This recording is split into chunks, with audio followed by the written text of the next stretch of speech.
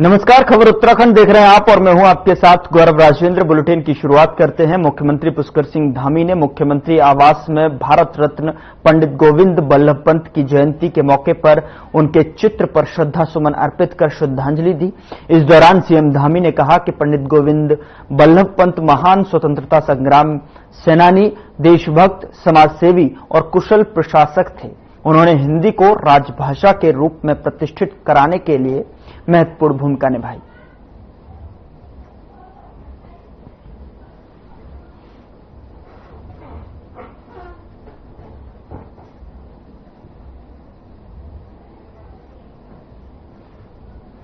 देशभक्त और समाजसेवी थे पंडित जी।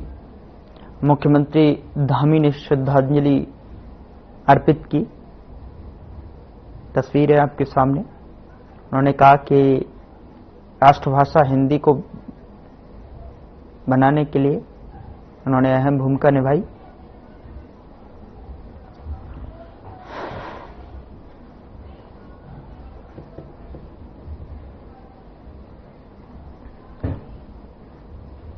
उत्तराखंड में केदारनाथ उपचुनाव और निकाय चुनाव होने हैं, जिसको लेकर कांग्रेस तैयारियों में जुट गई है। आगामी चुनाव की रणनीति तैयार करने के लिए उत्तराखंड प्रदेश सह प्रभारी सुरेंद्र शर्मा देहरादून पहुंचे। सह प्रभारी के नेतृत्व में कांग्रेस मुख्यालय में समन्वय समिति की बैठक आहूत की गई, जिसमें कांग्रेस प्रदेश अध्यक्ष करण माहरा, पूर्व मुख्यमंत्री हरीश रावत समेत तमाम बड़े नेता मौजूद हैं। बता दें कि इस बैठक में केदारनाथ उपचुनाव के लिए मंडल और ब्लॉक स्तर पर प्रभारी के साथ पर्यवेक्षकों के नाम पर चर्चा होगी।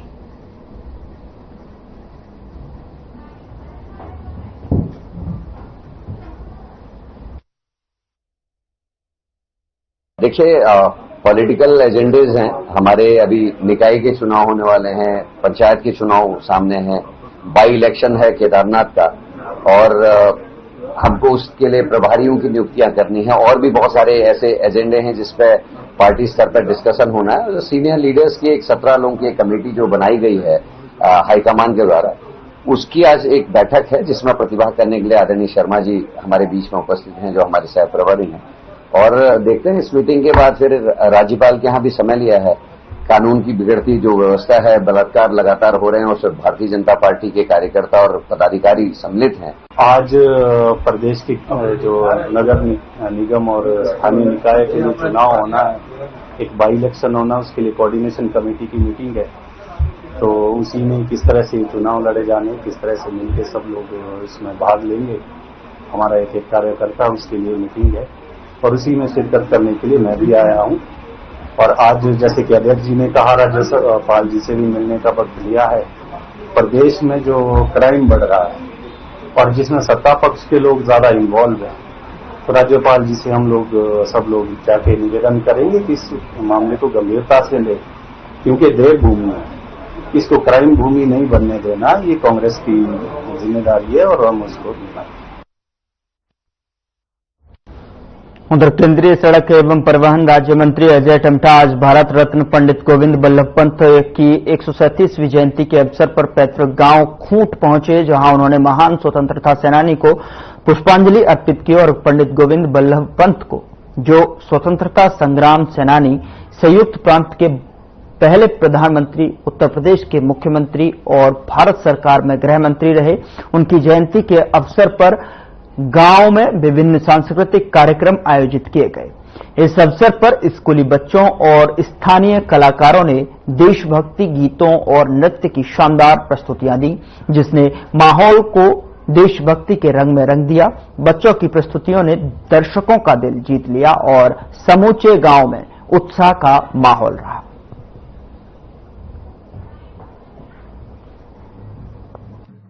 पंडित गोविंद बल्लभ पंत जी की इस जन्मस्थली में आज के जयंती के शुभ अवसर पर हम सभी लोग उनको याद करते हैं और हम सबका बहुत बड़ा गर्व है कि भारत की स्वतंत्रता के लिए जिन्होंने अपना बहुत महत्वपूर्ण योगदान दिया और भारत की जो पहली सरकार बनने के बाद लगातार जो उनके प्रयास पूरे देश भर के लिए रहे, वो अपने आप में एक अनुकरणीय है। गोविंद बल्लभ पंत जी की जन्म शताब्दी वर्ष का ये इस प्रकार का वो कार्यक्रम मुझे लगता है कि संपूर्ण भारतवर्ष में मनाया जाता है और वो एक प्रकार से हम लोग सौभाग्यवान हैं कि उनका ये जन्म स्थान मेरे संसदीय क्षेत्र में ही है।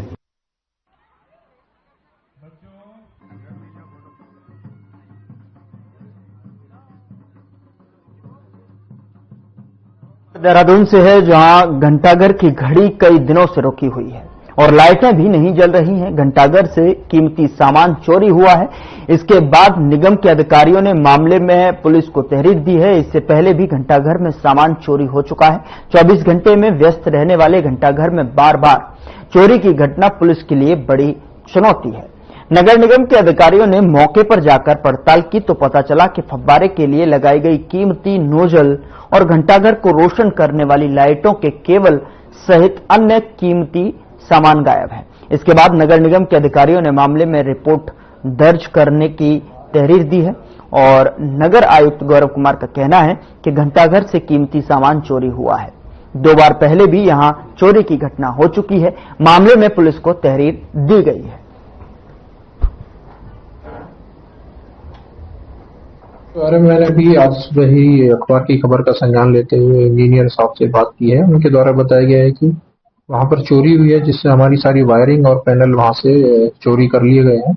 इसके लिए हम थाने में FIR दे रहे हैं। 2 बार विगत में भी ऐसी घटनाएं हुई हैं जिसमें भी हमारे द्वारा थाने में तहरीर दी गई थी। अब ये तीसरी बार ऐसा हुआ है। पुनः इसमें हम एक बार तीसरी बार पुनः तहरीर दे रहे हैं और अपनी तरफ से निगम इसमें आवश्यक कार्य करा रहा है।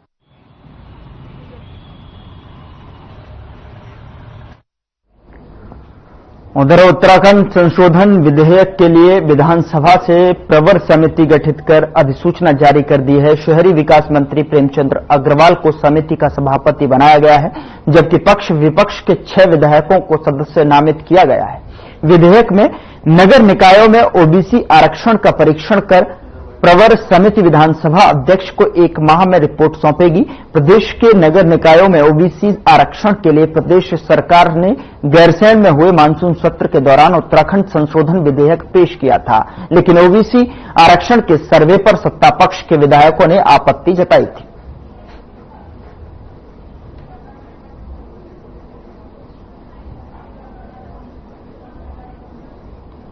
नगर निगम का जो विधेयक है, जो कि सदन में ये निर्णय लिया गया था कि इसे प्रवर समिति में भेजा जाए। मैं आपको सूचित करना चाहूंगी कि प्रवर समिति गठित हो गई है और शहरी विकास मंत्री जी की अध्यक्षता में ये कार्य करेगी। 1 माह के अंदर ही अपनी रिपोर्ट सबमिट करेगी और मैं आशा करती हूँ कि लोग अपना आचार विचार करके उसके बाद वो सबमिट समय पर रिपोर्ट करेंगे।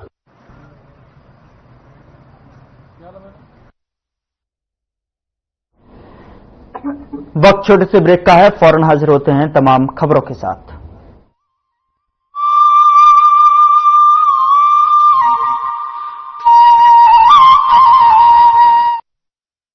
संकल्प है सुशासन का, अंतिम छोर तक समाधान और निराकरण का। अंत्योदय के पथ पर संकल्पित है उत्तराखंड सरकार। देवतुल्य जनता के आशीर्वाद से बढ़ी डबल इंजन सरकार की रफ्तार। प्रधानमंत्री नरेंद्र मोदी के मार्गदर्शन में एक मजबूत प्रदेश के निर्माण हेतु इकोनॉमी, इकोलॉजी, टेक्नोलॉजी, अकाउंटेबिलिटी और सस्टेनेबिलिटी पर जोर दिया जा रहा है। राज्य की GSDP में 25% की बढ़ोतरी उत्तराखंड की प्रगति को दर्शाता है। अब राजस्व को दोगुना करने की दिशा में तेजी से कार्य हो रहा है। उत्तराखंड के सीमांत जनपदों में तेजी से हो रहा है स्मार्ट विलेज का निर्माण। वोकल फॉर लोकल पर आधारित योजनाएं स्थानीय लोगों के लिए स्वरोजगार के अवसर उपलब्ध कर रही हैं। होम स्टे योजना से ग्रामीण अर्थव्यवस्था को मजबूती मिली है और बने हैं इको टूरिज्म डेस्टिनेशन के नए कीर्तिमान। तकनीकी के क्षेत्र में नए विश्वविद्यालयों की स्थापना, एम्स सैटेलाइट सेंटर और नए कॉलेजों की स्थापना और प्रधानमंत्री कौशल विकास योजना के तहत युवाओं के प्रशिक्षण पर खासा जोर दिया जा रहा है। भ्रष्टाचार की शिकायतों को दर्ज करने के लिए 1064 ऐप, देश का सबसे कठोर नकल विरोधी कानून, अपनी सरकार portal, e cabinet, CM dashboard, CM helpline number, 1905 और सेवा का अधिकार उत्तराखंड सरकार की जनता के प्रति जवाबदेही तय करता है। उत्तराखंड सरकार का वचन है सबका साथ, सबका विकास और सबका प्रयास। अब सशक्त उत्तराखंड के निर्माण से बदल रही है तस्वीर, संवर रही है तकदीर। Through constant innovation, the group provides its clients with value-added, environment-friendly products. We are committed to provide quality products and services at optimum cost with the continuous improvement in the quality management system. Producing high-value paper making us India's largest producer of branded papers, fine papers and packaging broad segments. Focused on customers in all our operations. Hence, extensive investments are made towards people and people practices.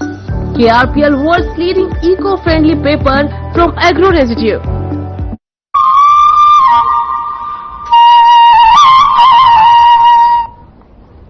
Break के बाद स्वागत है आपका। खबरों का रुख करते हैं। हिमालय दिवस के अवसर पर वाडिया हिमालय भूविज्ञान संस्थान में कार्यशाला का आयोजन किया गया। कार्यशाला में जलवायु परिवर्तन, प्राकृतिक आपदाओं और हिमालय के इकोसिस्टम पर मंथन किया गया। इस अवसर पर बतौर मुख्य अतिथि आईआईटी के निदेशक प्रोफेसर टीएन सिंह ने प्रतिभाग किया। इसके अलावा देश भर के प्रख्यात भूवैज्ञानिक, पर्यावरणविद के साथ ही उत्तराखंड सरकार और हिमाचल प्रदेश के आपदा प्रबंधन विभाग के अधिकारियों ने भाग लिया। कार्यशाला की प्रस्तावना प्रस्तुत करते हुए संस्थान के निदेशक प्रोफेसर एमजी ठक्कर ने संस्थान द्वारा हिमालय के संरक्षण की दिशा में किए गए कार्यों का विस्तृत विवरण दिया। उन्होंने बताया कि हिमालय विश्व की सबसे युवा पर्वत श्रृंखला है और इसके संरक्षण में विशेष ध्यान देने की जरूरत है।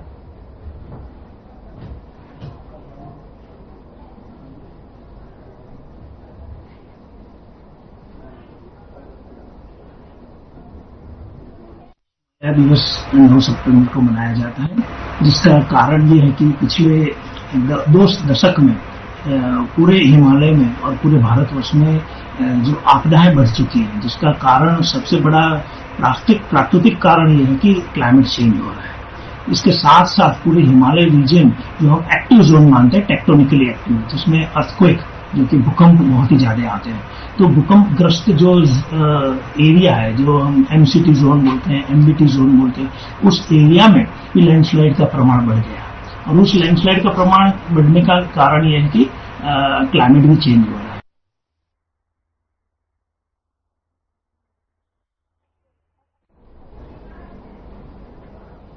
उधर शहरवासियों की मांग पर एक बार फिर पुलिस ने शहर में बाहर से आकर काम कर रहे लोगों का सत्यापन करना शुरू किया है। इसके अलावा शहर की सड़कों को अतिक्रमण मुक्त बनाने की कवायद भी शुरू की है।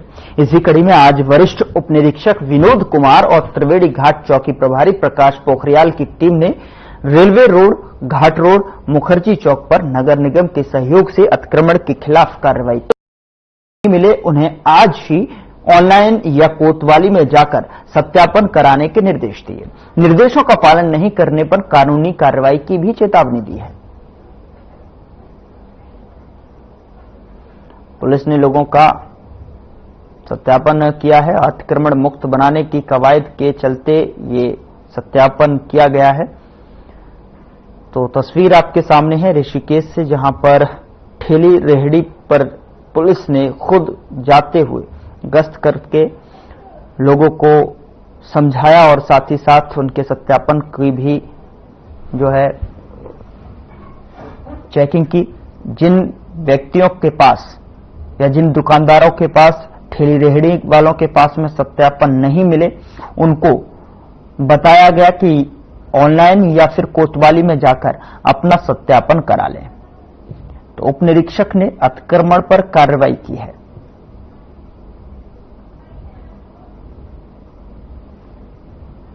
पुलिस ने लोगों का सत्यापन भी किया है। पुलिस लोगों का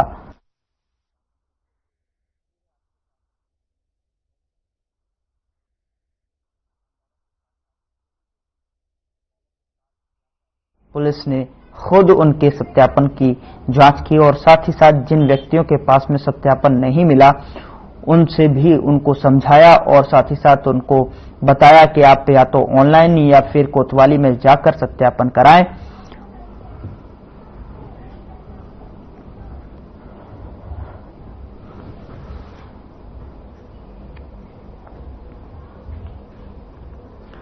उधर मुख्यमंत्री पुष्कर सिंह धामी ने बार एसोसिएशन देहरादून के बाहर भवन का भूमि पूजन और शिलान्यास किया। उसके साथ कैबिनेट मंत्री प्रेमचंद्र अग्रवाल भी मौजूद रहे। मुख्यमंत्री ने राज्य में नया व्यवस्था को बेहतर बनाए रखने के लिए सरकार की तरफ से किए गए प्रयासों को लोगों के सामने रखा। उन्होंने कहा कि देहरादून बार में लगभग 5500 से अधिक अधिवक्ता इस समय कार्यरत हैं। इसके साथ ही बार भवन देखने में काफी भव्य लग रहा है, जिसके लिए 5 बीघा जमीन भवन बनाने के लिए स्वीकृति की गई थी। मुख्यमंत्री धामी ने कहा कि अंग्रेजों के समय से चले आ रहे कानून को बदलने का काम भी प्रधानमंत्री नरेंद्र मोदी ने किया है। प्रधानमंत्री मोदी के नेतृत्व में भारत सरकार ने देश में 3 कानून लागू करने का काम किया है। आज देहरादून बार एसोसिएशन के नए चैम्बर भवन का शिलान्यास हुआ है और इसके शिलान्यास की लंबे समय से यहाँ के सभी अधिवक्ता साथियों को, देहरादून की जनता को, आने वाले लोगों को इसकी लंबे समय से इंतजार था, लंबे समय से उनकी प्रतीक्षा थी। वो प्रतीक्षा धीरे धीरे समाप्त होगी और जल्दी से भवन बनने से हमारे जो 5000 से भी ज्यादा अधिवक्ता साथी और उनके सहयोगी लोग यहाँ पर काम करते हैं, उन सबको अच्छी सुविधा होगी। और हमारा भी ये मानना है कि न्यायिक जो व्यवस्था है उस व्यवस्था में ऐसे इंफ्रास्ट्रक्चर बहुत जरूरी है। हमारे नए अधिवक्ता साथियों को जो सामान्य स्थिति परिस्थितियों में अपना ये व्यवसाय शुरू करते हैं, उन लोगों के पास इतना सामर्थ्य नहीं होता है कि वो शुरुआती दिनों में अपना कार्यालय बना पाए, अपना ठीक प्रकार से सेटलमेंट कर पाए। तो निश्चित रूप से नए चैम्बर भवन के बनने से उन सबको भी सहायता मिलेगी और न्यायिक प्रक्रिया भी आसान होगी। यहाँ से सकारात्मकता बढ़ेगी, उनकी ऊर्जा बढ़ेगी। मैं आज के अवसर पर सबको शुभकामनाएं देता हूँ, सबको बधाई हो।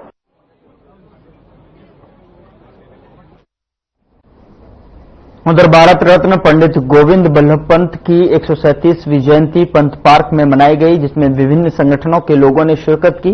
भारत रत्न पंडित गोविंद बल्लभ पंत की जयंती पर एक गोष्ठी का आयोजन भी किया गया। उनकी 137वीं जयंती पर विभिन्न संगठनों के लोगों ने उनकी प्रतिमा पर माल्यार्पण किया। बीजेपी के पूर्व विधायक हरभजन सिंह चीमा ने कहा कि पंडित गोविंद बल्लभ पंत का काशीपुर से पुराना रिश्ता रहा है। उन्होंने कहा कि पंडित गोविंद बल्लभ पंत ने के जो बताए मार्ग पर चलने का संकल्प लिया गया। इसी के साथ ही बीजेपी के वरिष्ठ नेता दीपक बाली ने कहा कि पंडित गोविंद बल्लभ पंत की जयंती पर यहां सैकड़ों लोगों ने उनकी जयंती में शिरकत की है।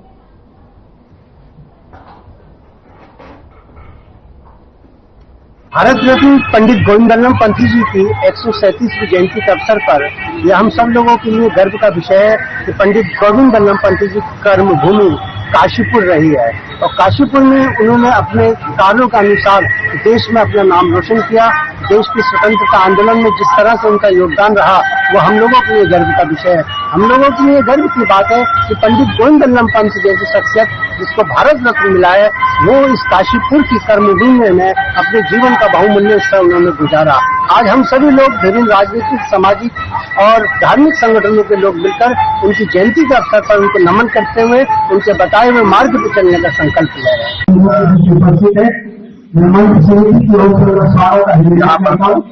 सामाजिक रूप से आयोजित किया जाता है। आप सभी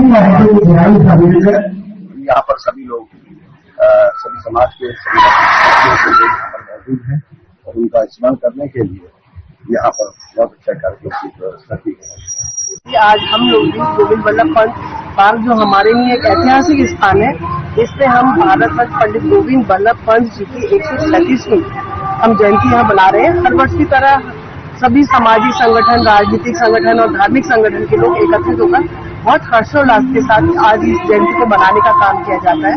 साथ ही हम नमन करते हैं पंडित गोविंद बल्लभ पंत जी के लिए देश के और देश की जनता के लिए किए गए कार्य की, विशेष तौर पे जैसे जमींदारी, कुली, बेगारी प्रथा को समाप्त करने का काम पंडित गोविंद बल्लभ पंत जी ने किया और हिंदी भाषा को राजभाषा का दर्जा दिलाने का जो काम किया, जिसके लिए उनको भारत रत्न पुरस्कार भी दिया गया।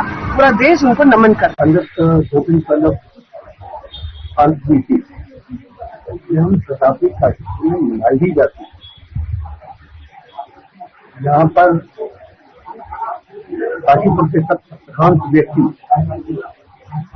जो पंडित गोविंद इतिहास से वाकिफ हैं, कार्यक्रम में मुख्य अतिथि के रूप में उपस्थित होने के लिए उत्तराखंड हाईकोर्ट के जस्टिस श्री राजेश टंडन हमें वहाँ पर बीच उपस्थित होने वाले हैं। आपको कुछ ही पलों में श्री राजेश टंडन के इस कार्यक्रम के मुख्य अतिथि के रूप में हम लोगों को बीच उपस्थित रहेंगे। तब भी पूरे उत्तर प्रदेश के वो प्रधानमंत्री कहलाते हैं।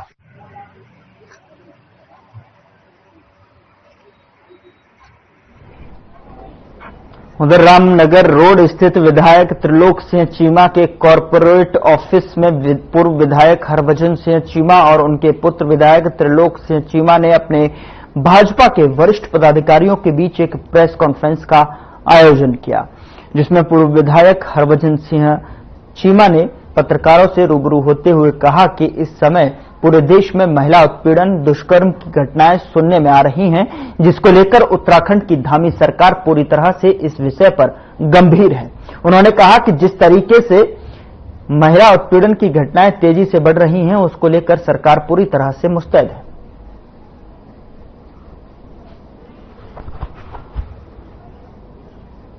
प्रेस कॉन्फ्रेंस जो है बेसिकली सेफ्टी ऑफ वुमेन की कि आजकल इस तरह की बातें हो रही हैं कि महिलाओं के ऊपर अत्याचार हो रहा है। देखिए, इसमें बहुत सारे कारण हैं, लेकिन मेरा ये मानना है कि जो पेरेंटिंग है वो बड़ा इम्पोर्टेंट रोल है। हर पेरेंट को अपने बच्चों के साथ एज फैमिली या सुबह का नाश्ता या शाम का खाना एक साथ खाएं, ताकि कोई भी बच्चे की अब्नॉर्मैलिटी है, जो बिहेवियर कुछ इस तरह का है, तो वो नोटिस में आए और उसको जो है करेक्ट किया जाए। और दूसरा जो मोदी जी की जो नॉवल आई थी Modi at the rate of Modi, तो उसमें मोदी जी ने बड़ा क्लियर किया है कि हम लोग सिर्फ अपनी बेटी को चेक करें, कितने बजे जा रही हो, कितनी बजे आ रही हो, क्यों जा रही हो, ये चेक हम अपने बच्चों पर बेटों के ऊपर नहीं करते। कि आज आप सब देख रहे हैं कि अखबारों में, टेलीविजन में, आपकी इलेक्ट्रॉनिक मीडिया, ये एक विषय पर बहुत ही चर्चाएं हो रही हैं और विषय में सच्चाई है। वो विषय है महिला हिंसा और दुष्कर्म की घटनाओं की शिकार हो रही। इसी के ऊपर, इसी विषय को लेकर के मैंने आज प्रेस वार्ता की थी। उसमें 2-3 विषय रखे गए हैं। एक तो हमारी शिक्षा के अंदर, बच्चों की शिक्षा में कोई ऐसा विषय नहीं जिसमें बच्चों का ध्यान माता पिता, उनके रिश्ते, उनसे प्यार, उनसे विश्वास, उनके प्रति उनकी भावनाएं अच्छी बन सके।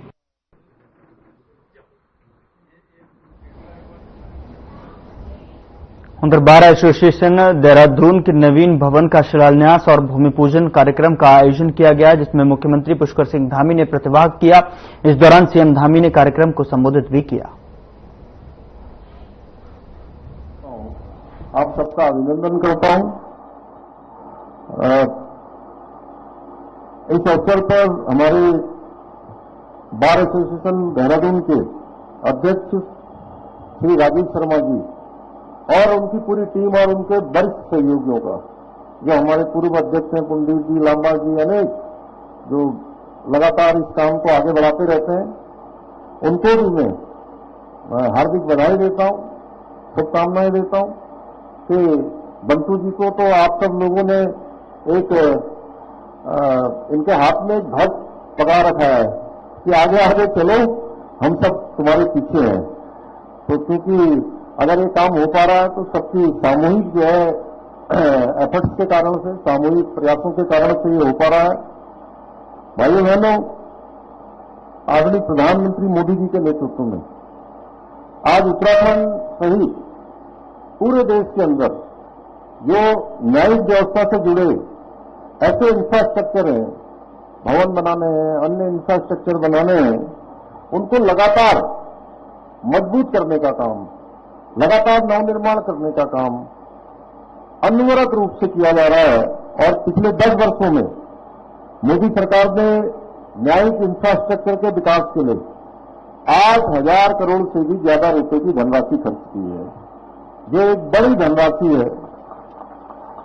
और उनके प्रधानमंत्री बनने के पश्चात देश भर में जिला न्यायपालिका के लिए 7,500 से अधिक कोर्ट कट, 11,000 आवासीय इकाइयों का निर्माण किया गया है, जिसमें हमारे देहरादून डिस्ट्रिक्ट कोर्ट की अब यह आज जिसका शिलान्यास हुआ है। फिलहाल बुलेटिन में इतना ही। नमस्कार।